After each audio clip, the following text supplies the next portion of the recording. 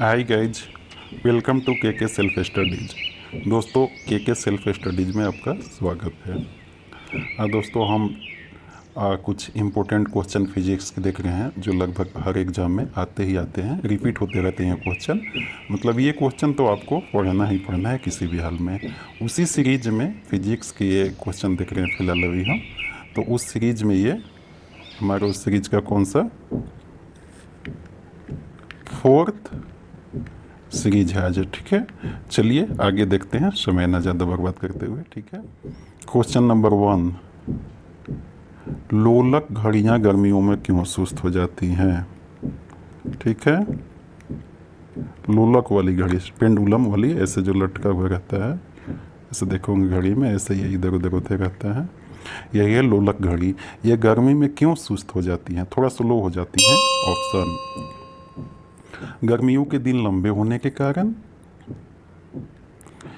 कुंडली में घर्षण के कारण, लोलक की लंबाई बढ़ जाती है जिससे इकाई दोलन में लगा हुआ समय बढ़ जाता है, डी, गर्मी में लोलक का भार बढ़ जाता है। चलिए बताइए।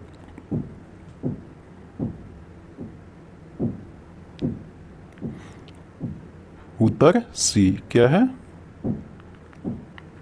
लोलक की लंबाई बढ़ जाती है जिससे इकाई दोलन में लगा हुआ समय बढ़ जाता है, ठीक है। लोलक की लंबाई क्यों बढ़ जाती है? गर्मी से थोड़ा सा डेंसिटी पदार्थ का घटता है, डेंसिटी घटेगा तो थोड़ा वो फैलेगा तो लंबाई थोड़ी सी उसकी इंक्रीज हो जाती है, ठीक है। जब इंक्रीज हो जाएगी तो इसको बार बार ऐसे ऐसे इधर उधर आने में जो समय है वो बढ़ जाता है। जब ये बढ़ जाएगा तो घड़ी धीरे धीरे चलेगी, क्योंकि जैसे जैसे ये चलता है वैसे वैसे घड़ी चलती है। ये स्पीड चलेगा तो घड़ी स्पीड चलेगी, इसका समय बढ़ जाएगा मतलब ये सुस्त हो जाएगा तो ये भी सुस्त हो जाएगा, ठीक है। चलिए ये बेसिक थोड़ा सा बता दिए। देखिए दोस्तों, ये सभी क्वेश्चन इंपॉर्टेंट है हर एग्जाम में, railway, SSC, banking, NDA, UPSC, यहाँ तक कि ये सब क्वेश्चन ऐसे हैं कि यूपीएससी आईएएस के लिए जो एग्ज़ाम लेता है, चाहे एनडीए का एग्ज़ाम भी यूपीएससी लेता है, उसमें भी ये क्वेश्चन आते रहते हैं, ठीक है। नेशनल डिफेंस एकेडमी, ठीक है। तो चलिए आगे देखते हैं। क्वेश्चन नंबर 2, लोलक की काल अवधि है, टाइम पीरियड। देखिए बीपीएससी में क्वेश्चन आया हुआ है, ठीक है, बीपीएससी में क्वेश्चन आया है। लोलक की काल अवधि है, ऑप्शन, द्रव्यमान के ऊपर निर्भर करता है, लंबाई के ऊपर निर्भर करता है, लंबाई के ऊपर समय के ऊपर निर्भर करता है, तापक्रम के ऊपर निर्भर करता है। चलिए बताइए। घड़ी वाला में देखे थे, वही इसमें भी है। चलिए, लंबाई के ऊपर निर्भर करता है। घड़ी में क्या था? लोलक की लंबाई ही तो बढ़ गई थी गर्मी से, जिसके कारण उसका काल अवधि बढ़ गया था, ठीक है। चलिए क्वेश्चन नंबर 3, किसी सरल लोलक की लंबाई 4% बढ़ा दी जाए तो उसका आवर्तकाल क्या होगा? ऑप्शन, 8% बढ़ जाएगा, 2% बढ़ जाएगा, 4% बढ़ जाएगा, इनमें से कोई नहीं। चलिए बताइए। लोलक की आवर्तकाल टाइम का क्या होता है? वो टाइम का फार्मूला क्या होता है लोलक का? चलिए बताइए।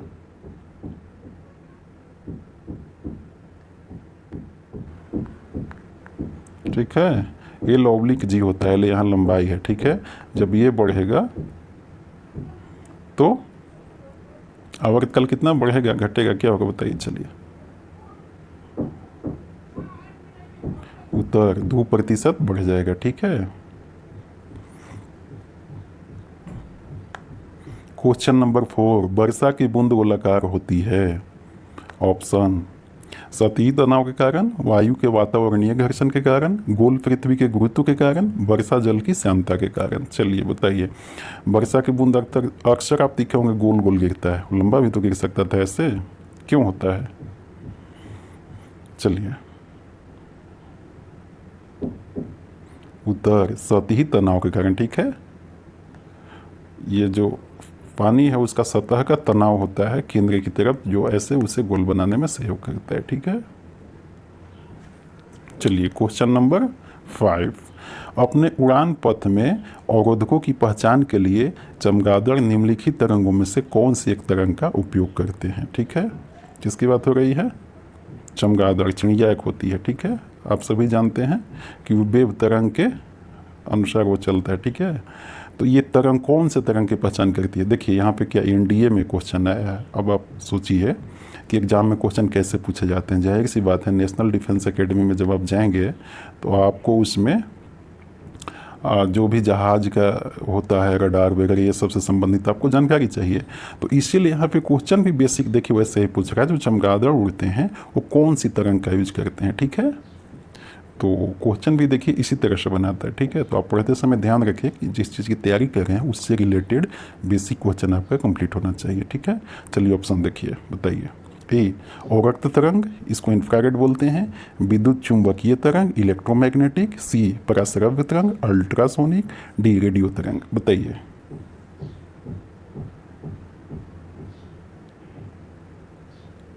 उत्तर पराश्रव्य तरंग। ठीक है,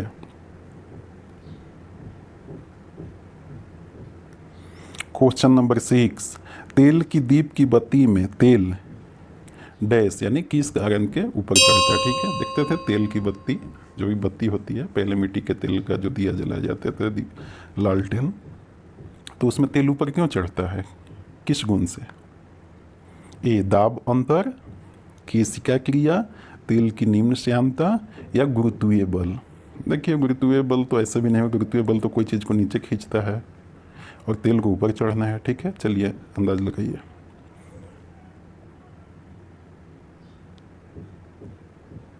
उत्तर बी, केशिका क्रिया। ठीक है, और दोस्तों आपका जितना भी मार्क्स आए कमेंट बॉक्स में ज़रूर आप लिखें। इससे क्या होगा कि पता चलेगा कि आपकी तैयारी का लेवल क्या है, कंपटीशन बढ़ेगा। और शर्माए नहीं, यदि 2 नंबर आता है तो आप 2/10 लिख दें, 5 आता है 5/10 लिख दें, या 10 आता है तो 10/10 भी लिख दें। ठीक है, आप कमेंट बॉक्स में जरूर अपना नंबर लिखेंगे। ये छोटी छोटी क्वेश्चन और एग्जाम है, छोटी छोटी क्वेश्चन है, लेवल बहुत आपको साधारण दिख रहा होगा, लेकिन ये हर एग्जाम में आते हैं। जब यही क्वेश्चन आपको एग्जाम में आ जाएगा तो आप उसे नहीं कर पाएंगे। अभी भले लग रहा होगा, जब आप देखे नहीं होंगे, रिवीजन नहीं करेंगे इस तरह से। ठीक है, ये सीरीज बहुत ही इंपॉर्टेंट है आपके लिए। क्वेश्चन नंबर 7, पराश्रव्य तरंग, पराश्रव्य तरंग जो होती है, पराश्रव्य जो ध्वनियाँ होती है, कौन सी ध्वनि? अल्ट्रासोनिक, यहाँ अल्ट्रासोनिक होगा। ठीक है, अल्ट्रासोनिक, अल्ट्रासोनिक ध्वनियाँ हैं जिनकी आवृत्ति, आवृत्ति फ्रीक्वेंसी को कहते हैं। ठीक है, फ्रीक्वेंसी। ये 20,000 हर्ट्ज से अधिक। ठीक है, अब जानते हैं कि आवृत्ति मापने की इकाई जो होती है वो हर्ट्ज होती है। ठीक है, हर्ट्ज वैज्ञानिक का नाम है, उनके नाम पर रखा गया है। बी, 10,000 हर्ट्ज से अधिक। सी, 1,000 हर्ट्ज से अधिक। डी, इनमें से कोई नहीं। चलिए बताइए। उत्तर ए, 20,000 हर्ट्ज से अधिक। ठीक है, क्वेश्चन नंबर 8, उत्प्लावता से संबंधित वैज्ञानिक हैं, मतलब उत्प्लावता की खोज करने वाले वैज्ञानिक कौन है? बताइए। आर्किमिडीज, बी, न्यूटन, सी, लुई पाश्चर, डी, इनमें से सभी। चलिए।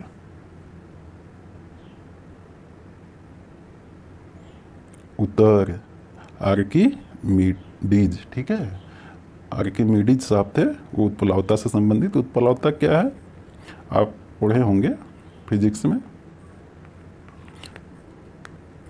पानी में ये किसी पदार्थ के तैरने से संबंधित है। ठीक है, चलिए। 100 डेसिबल का शोर स्तर निम्न में से किसके संगत होता है? देखिए IAS UPSC में आया हुआ। ठीक है, इंडियन पब्लिक सर्विस कमीशन जो है IAS के एग्ज़ाम लेती है। ठीक है, IAS का कोई अलग से एग्ज़ाम नहीं होता है, UPSC लेती है। ठीक है, तो उसमें क्वेश्चन आया हुआ है। देखिए क्वेश्चन का स्टैंडर्ड क्या है, लग रहा होगा ना सिंपल क्वेश्चन है। देखिए ये सिंपल नहीं है, हर एग्जाम में पूछे जाते हैं। आप यहाँ देखिए RRB में भी पूछा जाएगा, रेलवे में भी है। ठीक है, BPSC में कोई मिल रहा है, कोई UPSC में मिल रहा है। ठीक है, चलिए बताइए। ए, ठीक सुनी जा सकने वाली ध्वनि, 100 डेसिबल की बात हो रही है। साधारण वार्तालाप, गली के शोरगुल की आवाज़, किसी मशीन के दुकान से आने वाला आवाज़। चलिए बताइए।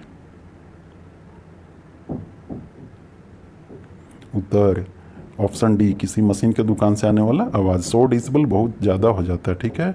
हम अब 60 डेसिबल से ज़्यादा के आवाज़ को सुनेंगे तो वो हमारे लिए प्रदूषण का काम करता है। वायु प्रदूषण, ठीक है। प्रदूषण में कितने प्रकार के होते हैं? वायु प्रदूषण, जल प्रदूषण, ध्वनि प्रदूषण। तो ये ध्वनि प्रदूषण है, सॉरी, ठीक है। ध्वनि प्रदूषण का काम करेगा यदि 60 डेसिबल से ज़्यादा हो गया तो, ठीक है। क्वेश्चन नंबर 10 और ये अंतिम है, ठीक है दोस्तों। आप इस सीरीज को लाइक, शेयर और सब्सक्राइब कर दीजिएगा। बहुत ही मेहनत से आपके लिए वीडियो बनाते हैं। आप ये मत समझिए कि छोटे छोटे क्वेश्चन हैं, बहुत ही साधारण है, हर एग्जाम में आते हैं। यही नंबर आपको 2-4 यही क्वेश्चन बूस्ट करवाएंगे जिससे आपका एग्जाम में सिलेक्शन होगा, ठीक है दोस्तों। तो चलिए क्वेश्चन नंबर 10, ध्वनि की चाल अधिकतम होती है। आरआरबी में पूछा है, ठीक है। आरआरबी में पूछा है। चलिए बताइए। वायु में, निर्वात में, जल में, इस्पात में ध्वनि की चाल सबसे अधिक किस में होगी? ध्वनि की चाल की बात होगी, स्पीड। ध्वनि की स्पीड किस में सबसे ज़्यादा होगी बताइए।